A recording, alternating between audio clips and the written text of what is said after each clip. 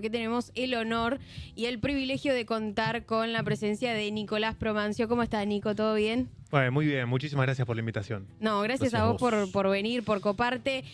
Nicolás es rosarino, director de Radar Austral, un medio especializado en geopolítica, defensa, política internacional, etcétera, tecnología también, energía, y conduce Letra Chica en Neura Media.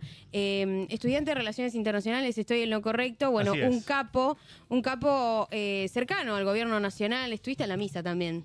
Estoy en la misa, sí. ¿Cuándo vuelves? Bueno, tenemos una primicia. Temas sensibles no. No sé, ya anunciaron algo, ya mandaron un videito. Temas sensibles no voy a tocar. Revisa el celular, ¿viste? Por las dudas que le llega algún mensaje. No.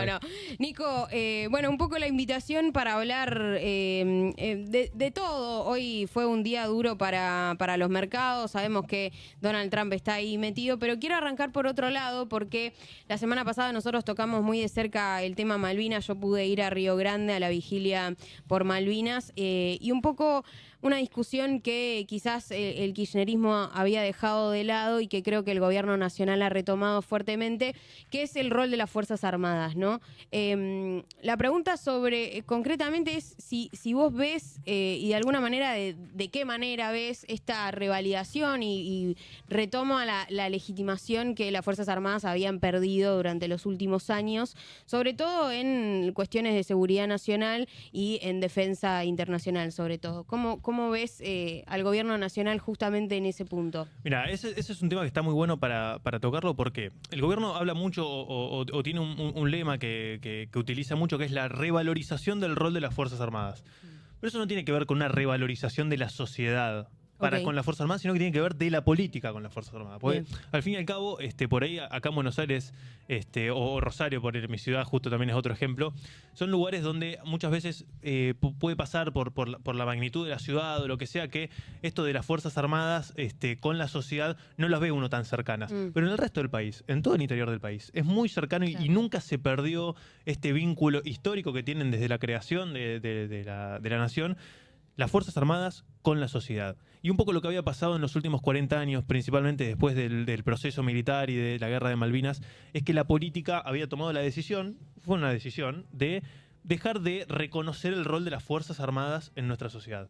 No solamente para momentos de guerra, como lo fue Malvinas, que justamente esta semana se está hablando mucho porque es la semana alta, por así decirlo, la temporada alta de Malvinas, porque está todo, como es la fecha, se habla más al respecto, sino que también en tiempos de paz. O sea, ¿cuál es el rol de las Fuerzas Armadas en tiempo de paz? Y es un poco eso lo que la política, desde que cambió el gobierno, está buscando darle un cambio de clic, por así decirlo, un cambio de 180 grados en cómo la política reconoce, posiciona y atiende las necesidades de las Fuerzas Armadas, no solamente desde el personal, sino que también en lo material y en lo simbólico. Entonces, un poco eso es lo que cambió mucho desde el último año y medio, por así decirlo, desde que cambió el gobierno, respecto a lo que había pasado. No importa peronista, radical, o el gobierno que haya pasado de los últimos 40 años, era algo sistemático que se venía sucediendo. Pasó con Alfonsín, pasó con Menem, pasó con Duhalde, pasó con De la Rúa, pasó con Néstor, pasó con Cristina, pasó con Macri y volvió a pasar con Alberto. O sea, siempre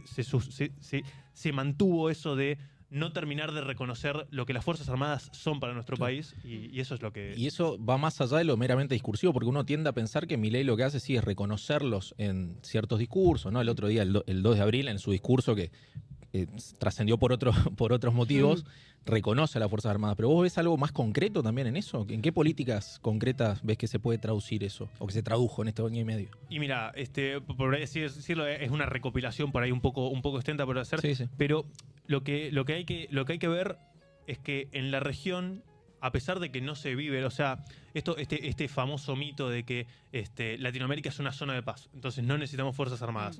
La región nunca lo vivió de esa manera. O sea, los países de la región todos invierten en sus Fuerzas Armadas y Argentina fue la que, no en el personal, porque el personal de las Fuerzas Armadas se mantuvo de muy buena calidad a lo largo del tiempo. Obviamente se desincentivó a que las personas vayan a las Fuerzas Armadas. Hubo una degradación en el poder adquisitivo, una degradación histórica, pero te digo de 4 décadas en este sentido, pero también en lo material. Y entonces es en lo material donde el gobierno encuentra también un poco esto de devolverle esto que las Fuerzas Armadas necesitaban, que es básicamente los medios para poder cumplir su misión. Entonces, cualquier oficial de las Fuerzas Armadas, cuando estudia, ya sea de la Armada en la escuela de guerra, del Ejército en el colegio militar, o de la Fuerza Aérea, en la Escuela de Aviación Militar, te dicen, a cualquier oficial le dicen, vos no le podés dar una misión a tu subordinado si no le das los medios para cumplirla. O sea, vos no, yo no te puedo decir a vos, hacé tal cosa si yo no te doy los medios para que vos puedas cumplir esa cuestión. Es una cuestión básica que parece razonable en cualquier lugar, pero que en Argentina había dejado de serlo. ¿Por qué? Porque, por ejemplo, la Fuerza Aérea se le decía, bueno, la Fuerza Aérea se encarga de defender el espacio aéreo argentino. O sea, se encarga de saber qué cosas están volando por arriba de nuestro cielo, identificarlas y controlarlas. O sea, tener la capacidad de ponerle un avión al lado y decirle, si a mí no me gusta lo que estás haciendo o estás incumpliendo alguna ley, baja en tal lugar, baja otra cosa. Bueno, la Fuerza Aérea Argentina seguía teniendo esa misión, pero perdió los medios para poder hacerlo. Entonces ahora, por ejemplo, el gobierno se está gastando mucha plata, porque es mucha plata para los términos argentinos. Para el mundo no. Claro, ¿aumentó el presupuesto concretamente para las Fuerzas Armadas? Exactamente, sí. Aumentó el presupuesto. Ahí entra la cuestión metodológica. Bueno, aumentó en todo el Estado, porque como no varió el tipo de cambio, aumentó, pero en dólares aumentó como en un 30-35%. Y tiene que ver justamente que está lejos de donde debería estar, pero que igualmente es un aumento en dólares. Y tiene que ver, por ejemplo, con esto. Por ejemplo, la adquisición de F-16 responde a una necesidad material de la Fuerza Aérea de, si nosotros queremos estar a la altura de las amenazas que existen en nuestra región y de lo que la región ha estandarizado en sus fuerzas aéreas, nosotros tenemos que adquirir este sistema de armas con estas capacidades. Capacidad de intercepción supersónica, radares en vuelo, poder detectar aeronaves mientras uno está volando. Hay cosas que nosotros decimos, bueno, son normales porque las vemos en las películas y nosotros las debemos tener, pero no las teníamos. O sea, realmente estábamos 30, 40 años atrasados en algunas cosas y eso se va superponiendo en distintos proyectos que está encarando el Ministerio de Defensa, que obviamente, como verás, comprar una casa no es que se hace un día para el otro. O comprar un submarino no es que de un día para el otro vos decís, ok, voy al supermercado y quiero un submarino. Son negociaciones bastante largas, pero que se traducen en ese tipo de cuestiones. Y lo otro es lo que sí aumentó bastante, es el presupuesto operativo. O sea, el presupuesto que tienen las fuerzas no para pagar sueldos o para pagar retiros y pensiones, que es el 90% del presupuesto de defensa, que eso es otro detalle que no se conoce. Del 100% de la plata que gasta el Estado en defensa, el 90% va a personal. Bueno, se parece mucho a la CIDE eso, ¿no? La CIDE pasa algo parecido. Claro, pero eso son cosas distintas, ¿no? Sí. Porque, o sea, porque vos la CIDE vos necesitas personal.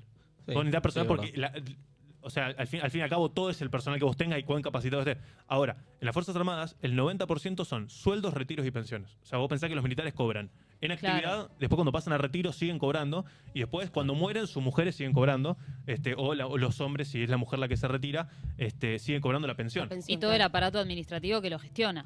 No, totalmente. Entonces, vos tenés personal en actividad, en retiro y en pensión, el 89,9% del presupuesto, o sea, el 90% del presupuesto de defensa. Entonces, para el 10% restante tenés que hacer andar destructores, corbetas, el rompehielos Siriza para las campañas antárticas, todas las campañas antárticas con toda la comida, los consumos, todo el consumo que tiene.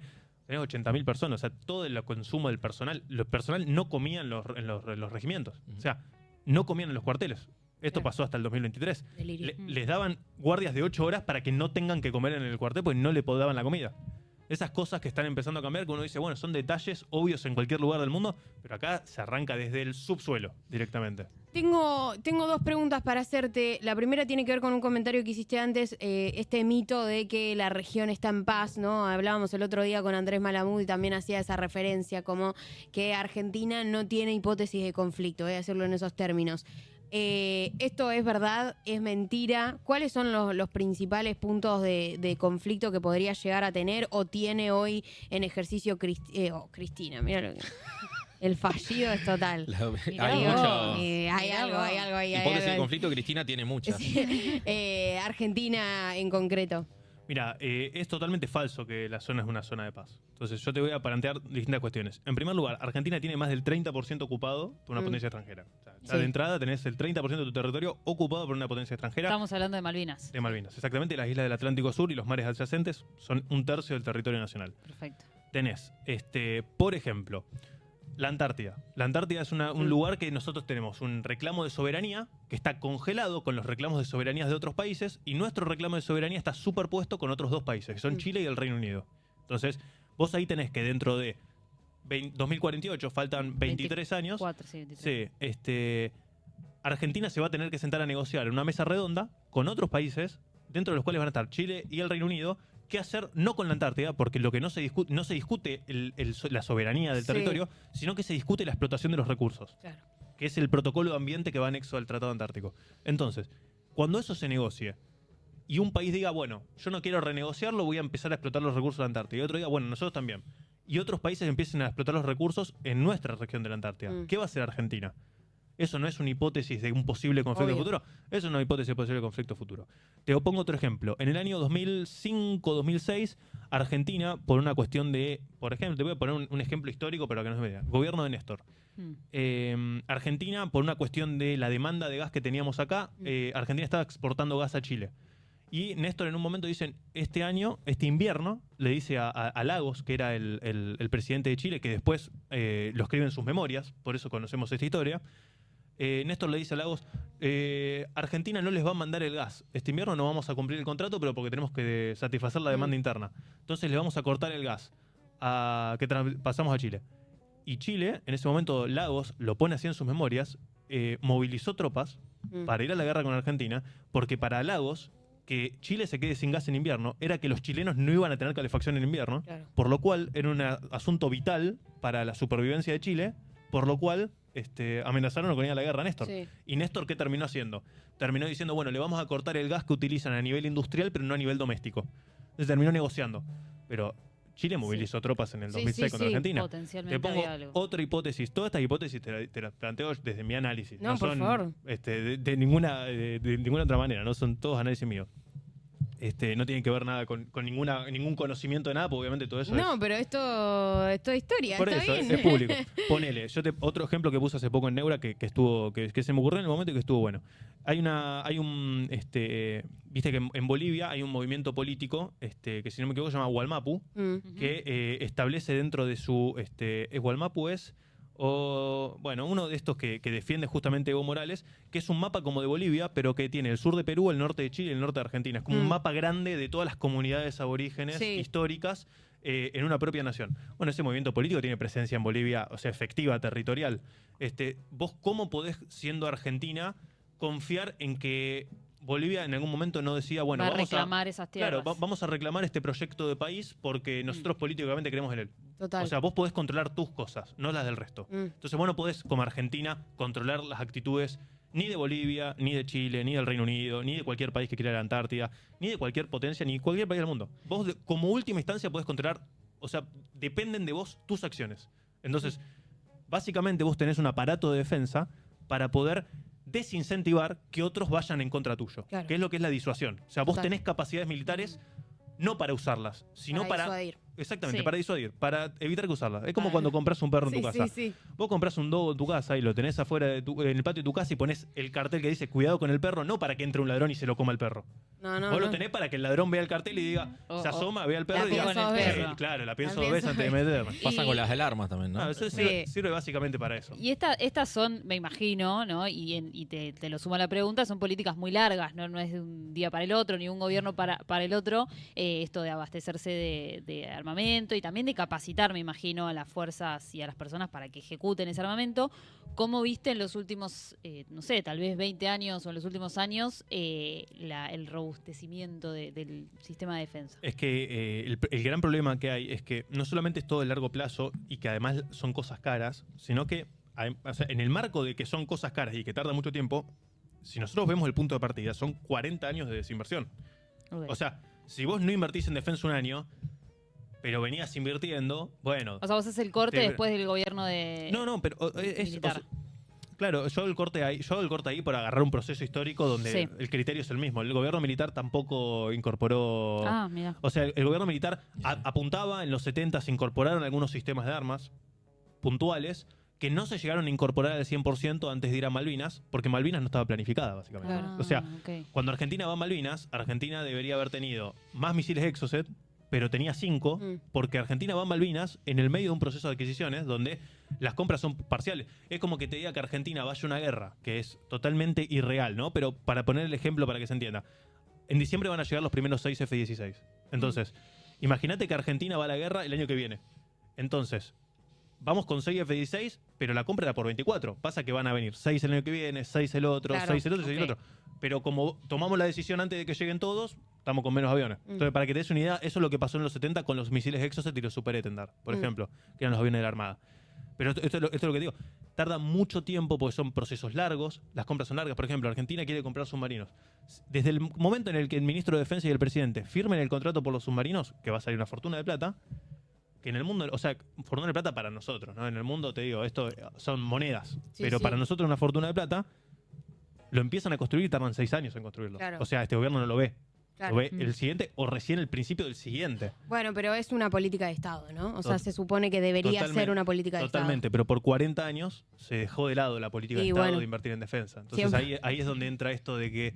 ¿Y quién capitaliza después, no? Claro, y sí, ¿por qué voy a comprar un submarino si lo va a ver el otro gobierno? No lo firmo nada. Lo mismo pasa con los subtes, siempre digo lo mismo. Pero hablando de eso, porque me interesa tu visión, ¿en algún momento la Argentina va a poder producir su misma capacidad armamentística? Si estamos 40 años atrasados en defensa, estamos 100 años atrasados en industria. Ese es el problema que tenemos con todo. La sofisticación tecnológica que te demanda. Vos pensás que hoy todos los avances, o sea, vos tenés que pensar, producir su armamento. Bueno, pero ¿qué tipo de armamento? Vos tenés distintos tipos de sofisticación del armamento.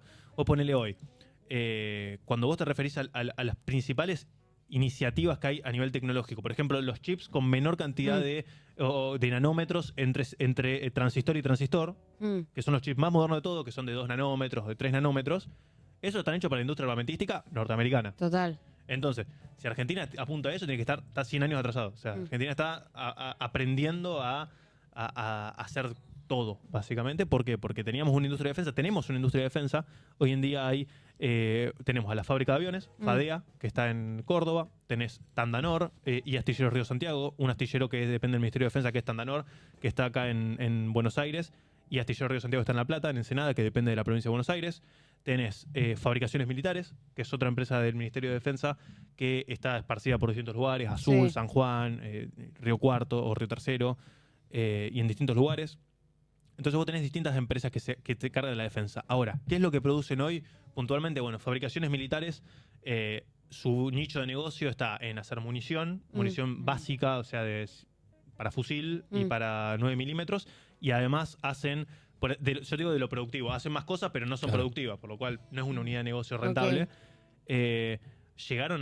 Fabricaciones Militares llegó a arreglar vagones de tren, ahora hace poco o sea, en vez de hacer donde tendría que hacer blindado, arreglan vagones de tren porque es la unidad rentable. No está mal, deberían hacer todo, digamos. No, Fabricaciones Militares se tendría que dedicar a hacer cosas que sean útiles para la defensa, porque si no... Lo más razonable sería que la privaticen y sacar el sector privado, de hacer vagones de tren. Sí. Bueno, hubo muchos despidos durante este año. Claro. Y bueno, ahí está ese tema, ¿no? Que eran enormemente deficitarias. De Fabricaciones Militares puntualmente pasó lo siguiente, y es que no se conocía el déficit que tenía, porque directamente no había estados contables de los últimos 4 años. O sea, directamente es como que ver una... No había cuentas hechas. Se conocía los aportes del Tesoro a la empresa, se conocía... los contratos, porque lo que pasó con la empresa de defensa es que para sostener un aparato de empleados en el tiempo, básicamente, ¿qué hacía el Ministerio de Defensa? Esto te voy a poner un ejemplo. El Ministerio de Defensa le daba plata a la Armada y le decía, con esta plata tenés que comprar 13 remolcadores, 13 lanchas remolcadores a Tandanor. Entonces, el Ministerio de Defensa le da la plata a la Armada por obligación del Ministerio de Defensa, el poder político siempre está por encima del poder militar, o sea, está subordinado el poder militar al poder político, contrataba a Tandanor para hacer la plata, Tandanor recibía la plata, pagaba sueldos, no hicieron ni un remolcador, entonces hoy la Armada se quedó sin remolcadores, Tandanor no tiene ni arrancado los remolcadores, no ha entregado ni un remolcador de los 13, y era todo para que el Ministerio de Defensa le financie el déficit a Tandanor a través de un contrato que no cumplía con la Armada. Claro. Entonces, eso pasó con aviones, eso pasó con todo, básicamente.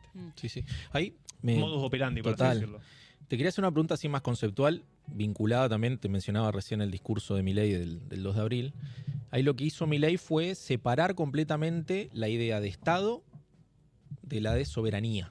¿Vos coincidís con eso? No, ¿a qué te referís con eso? Que Milei dice que para pensar la soberanía no necesariamente uno tiene que pensar en el Estado. O sea, puede haber soberanía sin Estado. Te digo la verdad, yo lo escuché, es más, estuve ahí, no percibí eso en el discurso. Sí, Milei hace 2 veces hincapié en algo que es una obligación del Estado Nacional, que es el sostener el reclamo de soberanía sobre las Islas Malvinas, Georgia, Sandwich del Sur y sus mareas adyacentes. a través de, y esto que me parece importante, eso es lo que sostiene Milei 2 veces en el discurso, pero además Milei hace referencia a algo que dice nuestra propia Constitución, o sea que si uno abre el preámbulo de la Constitución, más se puede hacer al aire, el preámbulo dice respetando el modo de vida de los habitantes, o sea, Argentina es una obligación del Estado Nacional sostener el reclamo de soberanía sobre Malvinas y aguas adyacentes, acorde al derecho y buscar recuperar a través de lo que establece el derecho internacional y respetando el modo de vida de sus habitantes. Claro, usted está Y a mí me refiriendo a parece- la frase de Claro, votar con los pies. Y eso te digo que el discurso de Milei, yo he escuchado muchos trabajos básicamente de seguir los temas de defensa, escucho cuando obviamente el poder político, sea el gobierno que sea, baja una línea política sobre las Fuerzas Armadas. El discurso de Milei del miércoles 2 de abril fue muy interesante. ¿En qué sentido? En que estableció muchos parámetros que la verdad me dio una lástima de que se quede todo el mundo Claro. hablando de la frase. que si dice o no dice el principio de autodeterminación, que lo podemos charlar, sino que él establece que básicamente de la diplomacia, o sea, de la política exterior argentina, las Fuerzas Armadas son una herramienta. O sea, que no hay que ser infantiles y pensar de que no necesitas Fuerzas Armadas, sino que al revés. Las Fuerzas Armadas son un activo de negociación, son una herramienta de negociación, son algo que te da mayor peso en la mesa de negociación. Entonces eso es algo que no se venía pasando en la Argentina. O sea, veníamos teniendo gobiernos que venían diciendo, no, Latinoamérica es una zona de paz, no tenemos hipótesis de conflicto, ¿para qué queremos Fuerzas Armadas? O sea, Tampoco se había hablado nunca de la autodeterminación de los pueblos, que Claro, no. fue bastante contundente los dichos de Milei en ese sentido. O sea, votar con los pies, teniendo en cuenta que la población kelper que hoy vive en Malvinas no es argentina. No, totalmente, es población implantada y esto lo aclaró después esa misma noche, que me pareció pertinente porque se prestaba a la confusión. Total. Se No, prestaba- y aparte, digo, independientemente de pero lo que se- piense, es la figura del Estado, es importante en términos de derecho internacional. Sin duda se prestaba a la confusión. Ahora, yo de ninguna manera, es más, yo en el momento lo escuché y de ninguna manera pensé, Te sonó así. que me sonó a que, primero que no hable en ningún momento del principio de autodeterminación. No. O sea, No eso, lo dice explícitamente. Eso Sí, sí. después se impulsó como diciendo, dijo una tal lectura. cosa, cuando, claro, fue una lectura o una interpretación de lo que él decía de que sería, y esto es por lo menos como yo lo interpreté, que obviamente es una interpretación, o sea, los dichos de Milei están ahí, o sea, Sí, lo sí. pueden ir a buscar, sino que lo que Milei habla es que dentro de lo que él venía diciendo en el discurso de que Argentina debería ser una potencia y debería tener primero un desarrollo y una prosperidad económica para tener una prosperidad y un desarrollo militar para volver a sentarnos en la mesa de negociación. Porque hoy el Reino Unido, o sea, el problema es real. El Reino Unido no se sienta en la mesa de negociación. Hasta el 82 se sentaba. Desde el 82 en adelante no se sentó más. Entonces, ese es un problema real. Y 40 años de decir muchas cosas no sirvió de nada, porque en 40 años nunca se sentaron en la mesa de negociación. Milei lo que dice es, cambiemos el foco, convirtámonos en un país serio, con prosperidad económica, con una fuerza militar seria, y sentémonos de vuelta a negociar. Y lo que dice Milei en ese contexto es que sería deseable que cuando nos sentemos, para los isleños, por más de que son población implantada, y eso no está en duda, porque es la posición argentina oficial y eso no se cambió desde el miércoles en adelante, es deseable que los tipos prefieran ser argentinos que ser británicos, por más de que sepamos que es sin población implantada. Por eso yo lo entendí de esa manera. Entonces, si vos se dice el hilo conductor y escuchar el discurso dura 9 minutos, tampoco es un discurso de 50, él lleva todo un hilo conductor donde en parte de ese hilo conductor, en una parte puntual, él habla de que sería deseable, o lo dice con eso de ojalá o dice que los malvinenses voten con los pies ser argentinos. Entonces, yo lo interpreté en el hilo conductor de que sería deseable, que es lo que me parece que también, y que después sostuvieron los otros funcionarios cuando se iban a hablar ese mismo Claro. día, de que es deseable que los isleños prefieran ser argentinos a que ser británicos en el momento de la negociación. No, y Pero todo además- eso viene en el marco de ser próspero económicamente, ser próspero militarmente, y cuando nos sentemos a negociar, tener las condiciones inclinadas de nuestro lado. Y además, esto lo hablaba con un colega que también, o sea, súper malvinero, me decía, bueno, es peligroso suponer que esa es la interpretación del presidente, en particular por la figura del presidente en materia de derecho internacional. O sea, si nosotros vamos a decir que Milei dijo bancó la autodeterminación de los pueblos, iba a ser un problema en términos de diplomacia para el resto de la negociación. Independientemente de, digo, la posición que tengamos nosotros como con Milei en particular, digo, ¿no? ¿Se entiende? En términos de figura del Estado, de cabeza del Estado. Es más, mira, yo te lo doy vuelta, ¿no? Yo cuando terminaba ahí estaba hablando con algunos funcionarios y algún funcionario decía en el momento, cuando termina el discurso, Sí. no me gustaría ser en este momento la embajadora británica mandando el reporte al Reino Unido. Claro. O sea, después del discurso que dio Milei, donde se plantea un modo de acción mucho más realista respecto a cómo tratar tema Malvinas, hasta los mismos funcionarios que estaban ahí decían, no me gustaría ser en este momento la embajadora británica teniendo que mandar el memo o el reporte diario al Reino Unido diciendo, che, esto es lo que dijo el presidente de la Argentina. Ahora, Pasa que después políticamente se le dio otro uso acá a nivel local. Te leí muy crítico con el discurso de Villarroel, que estuvo en la vigilia de Ushuaia, si no me equivoco, Sí. hablando de una América para americanos, ¿no? Casi como una mirada sobre la Antártida también bastante particular. ¿Cuál es tu opinión sobre los discursos de la vicepresidenta? El discurso. No, mira, crítico no, al revés. Fue un discurso que me pareció bueno, el de Villarroel, un poquito más corto, dura 5 minutos en total. Es un discurso que está bueno, porque habla, bueno, ella tiene todo el background, por así decirlo, de Malvinas, no cambia mucho con su hilo de que sostiene históricamente.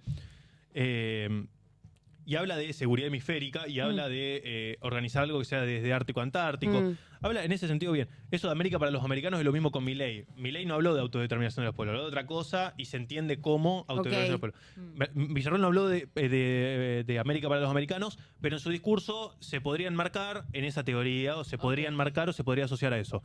Ahora, lo que Villarroel hizo en su discurso, técnicamente, en una cosa, yo puntualmente la señalé porque me llamó la atención de que lo haya planteado de esa manera, es que hay un desarrollo que está impulsando el gobierno, que en realidad es un desarrollo de hace 32 años. La base naval integrada es una base que se quiere desarrollar. Argentina ya tiene... Ushuaia nace por la Armada. O sea, Ushuaia es una ciudad naval históricamente, nació por la Armada Argentina, se desarrolló por la Armada Argentina, pero ahora se quiere hacer una base naval integrada en la península de Ushuaia. Si ven el mapa de Ushuaia, hay una península donde está el aeropuerto, ahí se quiere hacer una base naval integrada. Entonces, Villarroel habla del apoyo norteamericano en la construcción de la base naval integrada o de que sea conjunta. Y técnicamente está mal porque la base naval integrada es 100% argentina. Es más, el gobierno está impulsando una base naval integrada que es 100% argentina, que la desarrolla la Armada, y en principio deberían arrancar a construirla este año, después de 32 años, 33 este año, postergándola, que se debería hacer. La base naval integrada estaría en la península de Ushuaia, no se invirtió nunca $1, se invirtieron en 2022, la primera vez que se invirtió plata fue en 2022, se invirtieron 2.500 millones de pesos, para ese momento era algo de plata, hoy serían $2 millones, en ese momento era un poco más, se los pagaron a Tandanor, para que Tandanor haga el movimiento de suelos y haga el obrador, por así decirlo, y empiece con la construcción de la base. Cuestión que Tandanor hizo el movimiento de suelos, o sea, máquinas que muevan el suelo, y con esa plata, 2.500 millones, hicieron el 40% de los cimientos del obrador. Y el resto de la plata desapareció. O sea, llegaron hasta ahí. Bárbaro. Es lo mismo modus operandi que te decía para financiar la ley. Sí. Entonces dijeron, bueno, vamos a arrancar. Eso fue Tayana. Dijeron, acá inauguramos la construcción de la base naval integrada, pusieron 2.500 millones de pesos, hicieron el 40% de los cimientos del obrador, o sea, del lugar donde está el obrador. Y quedó ahí. Y desde ese momento, en 33 años, fue el único momento donde se le puso plata. Y este año, sí, un fondo fiduciario que está nacional, que trabaja sobre Tierra del Fuego, adjudica los fondos, arranca la base naval integrada. Bueno, el año pasado estuvo Milei con la generala Richardson ahí. Capaz de ahí viene también la confusión esta, ¿no? Exactamente, surge de ahí esa confusión. Fue un viaje entre Milei y la general Laura Richardson, que era en ese entonces, ahora ya no es más, la comandante o la jefe del Comando Sur de los Estados Unidos. Y en un viaje conjunto, Milei hace referencia a hacer la puerta de entrada a la Antártida, y al hacerlo junto con la general Richardson, polémica. Claro, se entendió como polémico, fue una ficha de política exterior, pero que en lo operativo, por así decirlo, si vos bajás a la práctica, ¿quién hace la base? ¿Quién va a utilizar la base? Debería ser 100% de industria argentina. Es 100% una base naval argentina. Respecto a eso, vos hablabas también del turismo en la Antártida, y que nosotros fuimos el primer país, en realidad, en promover el turismo en la Antártida. ¿Cómo ves la posibilidad de que también tengamos más cercanía con esa parte de nuestro país a partir de promover una industria como el turismo, como que alguien que esté interesado en ir pueda acceder de una manera más sencilla? Hoy en día no hay ni un crucero argentino, ¿no es así? Son todos europeos. Hoy en día es así, mira, funciona así. El turismo antártico es muy interesante. Argentina lo promovió en sus inicios, antes del Tratado Antártico incluso. Exactamente. Para proveer turismo antártico hay como si fuese una confederación de empresas, son como 100 y pico empresas que se autoconvocaron y autoimpusieron regulaciones ambientales y protocolos para poder proveer turismo antártico. Pero el turismo antártico no está prohibido, o sea, se puede hacer. Sí. Argentina hoy, en Ushuaia, salen muchos cruceros a la Antártida, pero ninguno es de una empresa argentina. Son todas empresas extranjeras que pagan el servicio portuario. Ya en le dijimos Ushuaia. a Nicky Caputo que arme un crucero. Último. Entonces, ahora lo que está avanzando es justamente una empresa argentina entró en esto que se llama IATO, que es esta confederación de empresas. Ya está presentando los papeles, que es Mirgor, que se está diversificando en un montón de... Caputo, claro. Claro, se está diversificando en un montón de empresas. Entonces, dentro de todas las diversificaciones, dijeron, bueno, vamos a apostar una ficha acá. Bien, bien. Entonces, Me parece y va a ser la primera empresa claro. argentina que se anote para esto, y no sé si va a ser la última porque se está cerrando este círculo de empresas, medio que se están cerrando porque dicen, vamos Está más hermético. Claro, entonces estamos entrando por la ventana, por así decirlo, con una empresa argentina, y dentro de lo que sería esto que está intentando impulsar Mirgor, es impulsar que una empresa argentina produzca el servicio turismo antártico. Ahora, ¿cuál es el problema que tiene Argentina también?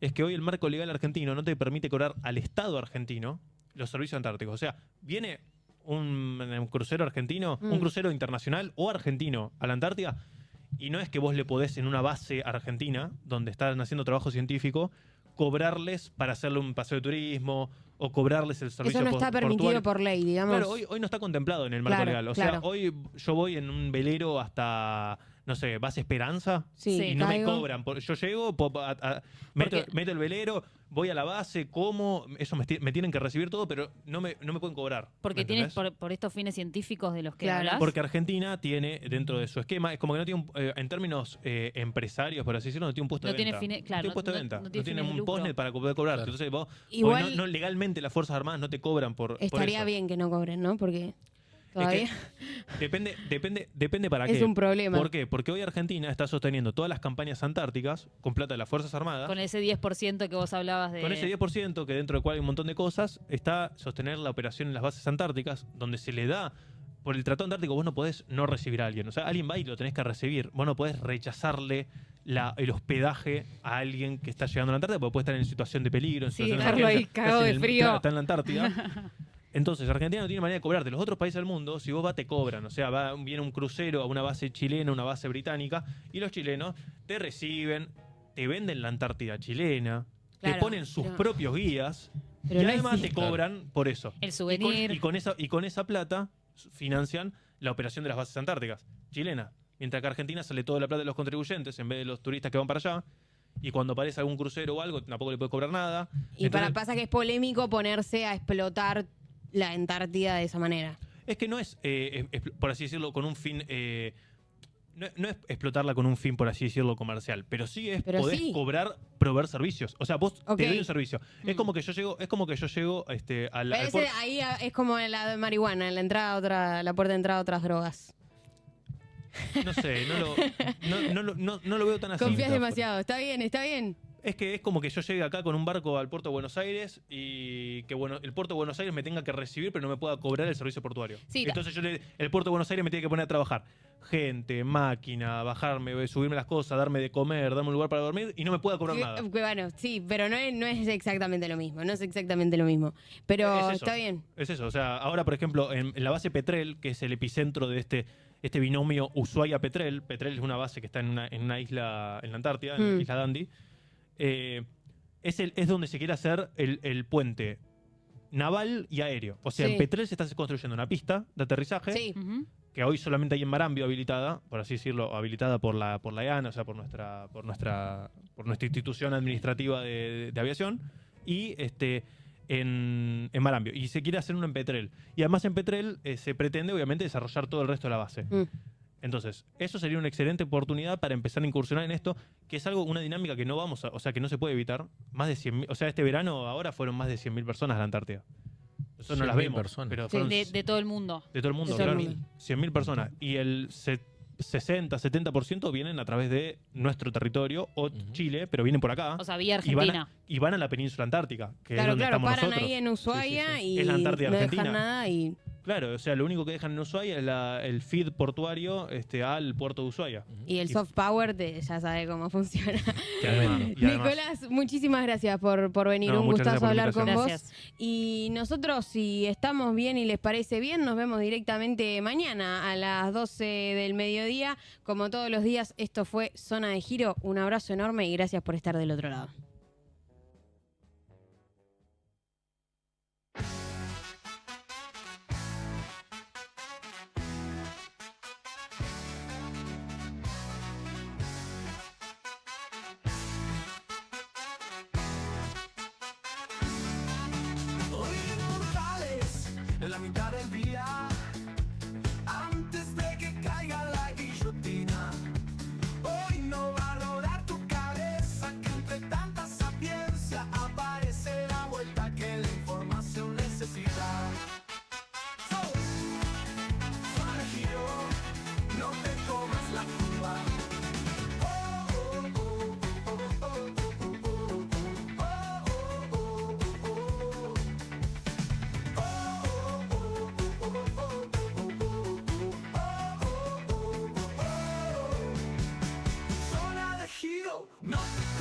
la curva.